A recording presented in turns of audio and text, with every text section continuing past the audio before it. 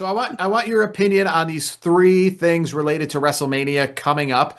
Money, I guess they all cost money. So I'll ask Yeah. for your opinion. First off, we'll start with you can buy space per night on a ring canvas to put your name on the ring at WrestleMania. I imagine it's going to be very small. It's going to be one of those things where you probably not really recognize it while you're watching it on television. But after the event is over, they will cut out the piece of the ring canvas. They'll put it on a plaque. They'll send it to your house, and it'll be actual ring used canvas for $1,499. If you had $1,499 lying around, would you ask them to inscribe Brandon Clements on the ring canvas of night one or night two? You don't get both nights. You got to pick. So you don't get both nights. So you can only say whoever wrestled on that night wrestled on that canvas. But would that be worth your $1,499? Fourteen Not a hundred chance. ninety nine. 14, yeah, yeah. I mean, $14.99. Yeah, that's sure. But yeah, when you move the points and all that, yeah, no, $1,500, not a chance. It's funny you mentioned that because there are people with so much money that they just, they're just looking to burn it somehow. Like they don't care what they're buying. Somebody just bought for, I think it was Stone Cold's WrestleMania, like the last one he appeared on, like in the last few years, his knee brace sold for like his one knee brace, not two, but one of the braces for like $60,000.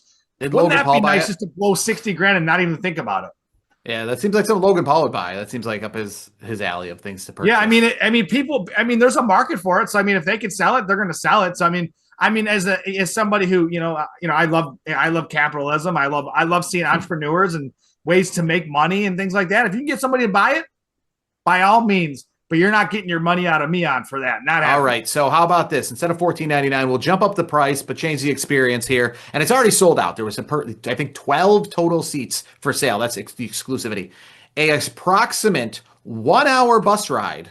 I don't know if it's officially on Cody Rhodes' bus itself, but it's with Cody Rhodes. He will be your tour guide for 1 hour driving around Las Vegas, pointing out sites and things like that, different landmarks and historical things like, Probably telling going on a stories. tour. I don't know how much Cody Rhodes knows about. Like, I don't think he'd be the perfect tour guide for that. That's not up his alley. I'd rather hear him talk about Cody Rhodes than hear him talk about the Neon That's probably what's Casino or going to whatever. happen. They're probably just going to tell stories. Yeah. So it's about approximately a 1 hour, 45 minutes to 1 hour bus ride up and down the Las Vegas Strip as a tour guide for a total of $10,000 per seat. It is currently sold out. Yeah, what does that say? There's a lot of people with a lot of money that are willing to blow it on the most ridiculous things. If I got $10,000, I try as much as I love Cody Rhodes, I appreciate what he's done for the business. I would love to meet him, obviously, but I'm not paying $10,000 to spend an hour for Cody Rhodes. It's just not happening. Is there anybody? I heard this because I heard this earlier on Busted Open Radio. They're talking with Baron Corbin and Jonathan Coachman about this, and they both agreed. Probably nobody, but is there anybody you would spend $10,000 on, or any like $5,000 on to spend 1 hour with? No, there isn't because to me, like I'm not one of those people that get starstruck. You know what I mean? Mm-hmm. Like I'm not one of those type of people. And we both have, we've met in the radio business and we've met celebrities and stuff. It's not like it's, and they're just, to me, they're just people just like the rest of us. So like, I'm sorry, but like, you're not getting my hard-earned money.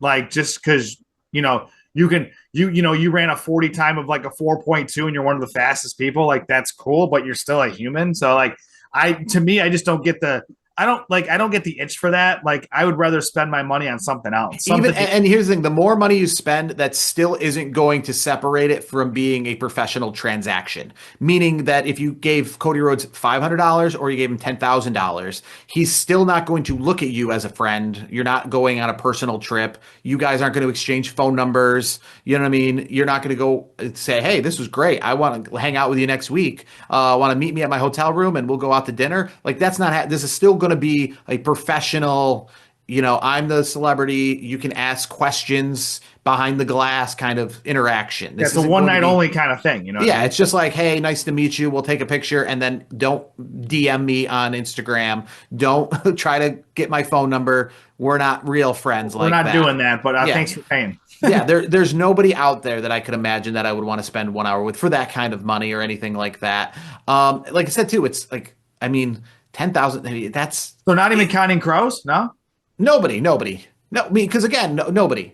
I mean, because again, you're not getting, again, this isn't a personal, this is a professional interaction. Yeah. There's just, And just for the audience, because when I said Counting Crows, they're probably like, why is he bringing that up? it's one of my favorite bands. It's Yes. yeah, it's Jared. It's one of Jared's favorite bands. Actually, fun fact: Jerry McNamara, the new coach of Syracuse basketball, was on the radio this afternoon, as of recording, and his top two bands, Pearl Jam and you guessed it, Counting Crows. So he's also Shows a our Counting age. Crows fan. So that's cool. Shows our ages that I could be a head coach. Apparently. I do say that I do know the Counting Crows specifically put out something on their Instagram that they were very proud of. That they were, I think, it might have been the Spitting Chicklets podcast you mentioned earlier about Jack Hughes talked about what because they were asking him, the guy who scored the game-winning goal for the U.S. Olympic hockey team, said the Counting Crows are one of the bands he was listening to, like in the locker room. He listens to in the locker room before getting ready for a game. So I guess they're getting their. Hey, Jack Hughes isn't even that old, though. You know what I mean? That's good. That's good that the young bucks are listening to the Crows. You know, we've got more Brandon money to spend here at WrestleMania weekend. So you didn't want to spend $1,400 on the ring canvas WrestleMania weekend. You didn't want to spend $10,000 to go with Cody Rhodes.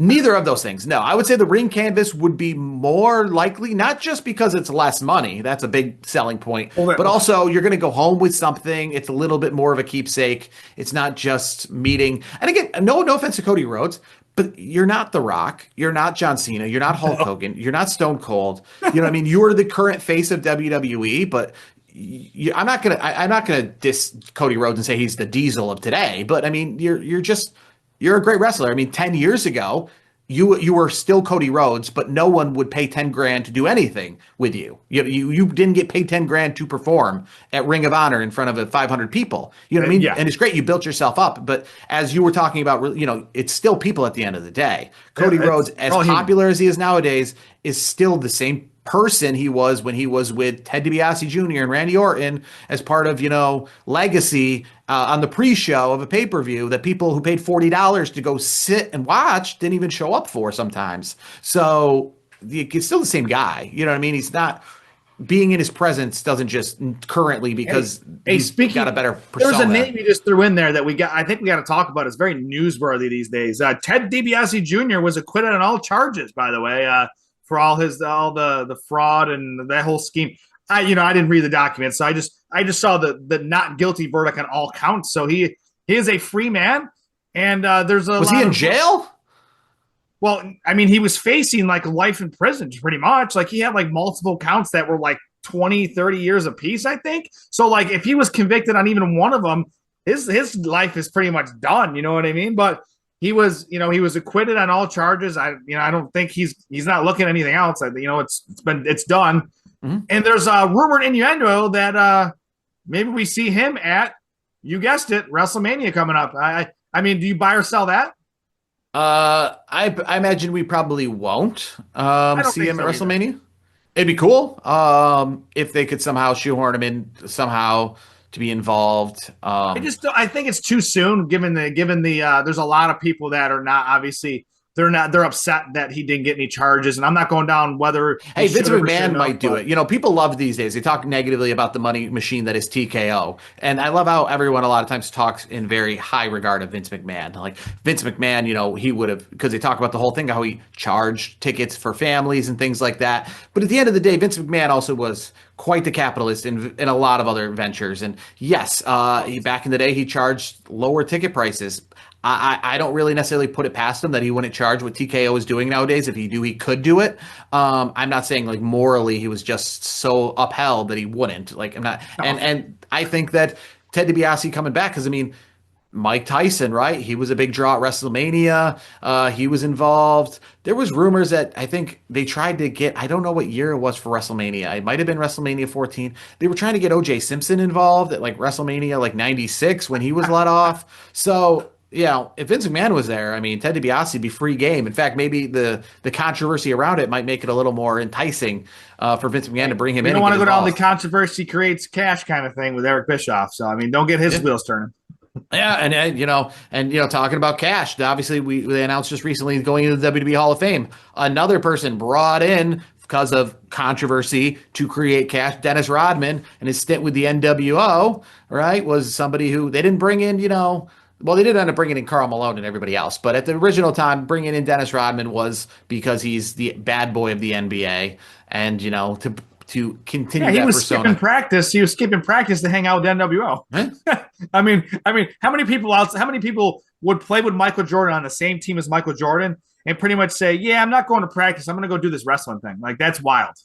Yeah. Well, Dennis that's Rodman's one of one. We know that. It's Dennis Rodman. He's also been to North Korea, which is I think a handful of people have been to hung out with Kim Jong Un in North And, Korea. and I don't well, know how hung many out with people. him and actually made it out of the country in one piece. Yes, yes. So WrestleMania weekend, you didn't want to buy any of that stuff, but I don't know if you saw this, but WrestleMania tickets, and we've talked about this enough. They still got to match for total. Last year, I think it was 123,000 for both nights. Right now, they've sold about 70,000 together for both nights. So they still have about 50,000 seats to sell to match last year's total, which, by the way, was one of the lower totals, in the last decade, because Allegiant Stadium is also a smaller stadium.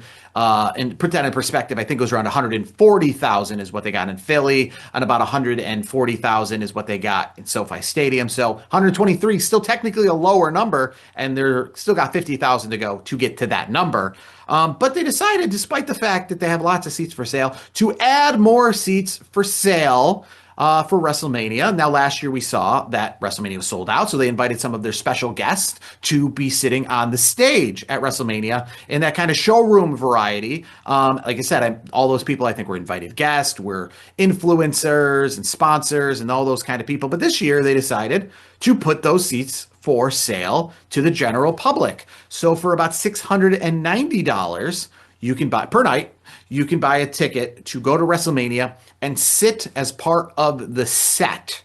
They've only sold about half the seats. I think there was maybe less than 100 like actual seats available to sit in that area. Yeah. But are you interested in sitting on the WrestleMania stage if you were to go to WrestleMania? Would that be your ideal spot to go?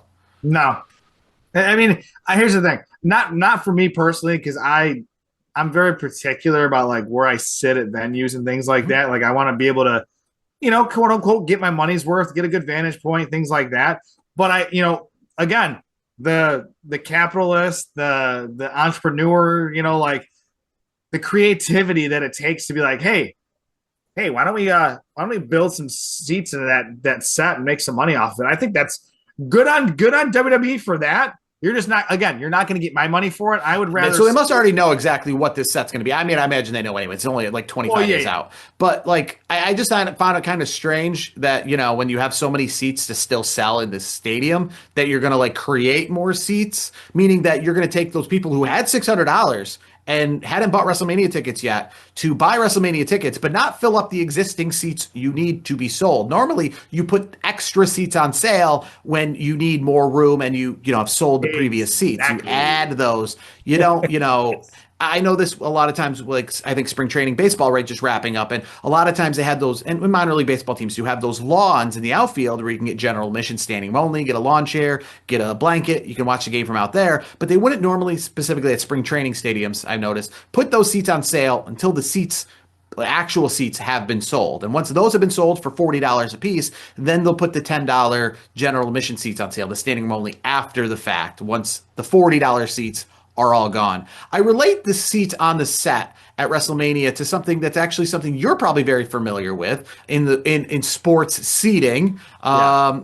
If I'll let you guess what seat I'm thinking of when it comes to sitting there and paying extra money to do so for the novelty of it. For the novelty of it? Yes. Maybe not the best seat in the house. It's an expensive seat, but not the best seat, but it's a novelty of it.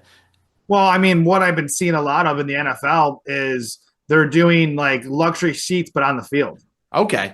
I was thinking you're gonna guess this, so I'll just give it to you. Sitting seats on the Green Monster at Fenway Park. I mean, yes, yeah, I mean that's not a newer concept. That's why I wasn't really thinking about it. Like, yes, but it is the novelty because it's more expensive to sit there, but it's like sitting on the stage. It's not the best vantage point. It's not, you're sitting in the outfield, which in these outfield not on the Green Monster are the cheapest tickets, and the seats on the Green Monster are some of the most expensive. And the stage at WrestleMania is like that because at the end of the day, when the wrestlers come out, it's cool. They're on the stage. They're going to walk by you. But when they're actually into the ring, you're as far away from them as I will be. They're like a I'm football not field gonna length lie away. though. I'm not gonna lie. Like now that you mentioned that, like obviously, fun fact: people that don't Mhm. know, I am a Red Sox fan. I mean, that's like that's. Yeah. I mean, Jared's known that since he's known me. I mean, the Green Monster seats. I would probably, I would push the button for that because I don't know what the cost is. I really don't. I've They're never. some of the more expensive seats. I think they're like, if I was to venture to say, just based like face value, I think they're a couple hundred a game. Yeah, I mean, I would probably. I mean, that was something I would probably do, maybe just to experience it once because I think it is kind of cool. But like you said though, like I was waiting to see what you were thinking the dollar amount would be because if I heard thousand first, I probably would say no. But Well, a like, few let's hundred say you could dollars, get, sure. let's say for the same price, you can get like maybe not row one because row one behind home plate, those are more expensive. But let's say you got playoff tickets, World Series tickets, or something like that, and you got essentially two options, free options, right? And they said you can go sit on the Green Monster, or I got these seats like 10 rows back behind home plate. Which one are you picking for your one trip to Fenway for the World Series or playoff game? Behind home plate. Because that's the better vantage point, right? Yeah. So if I'm going to spend $600, I'm probably getting a 50-yard line ticket for WrestleMania, where I'm going to have a good view of the stage and a good view of the ring, right? I'm not physically on the stage, I but guess that's okay. I can the see the difference for me stage. though is as a Sox fan, I've been to Fenway. I can't say I've been there a million Yeah, times. I get it. Yes, if I'm going to WrestleMania a lot, I might want to switch it up. I get it and be Yeah, different this time around than I was last time exactly. around. I get it. But just from the general vantage point, the stage is cool, but then when they're on the ring, you then can't see the stage because you're on the stage It's and you're different. then Yes. you're not close to the ring. You're like a football field away.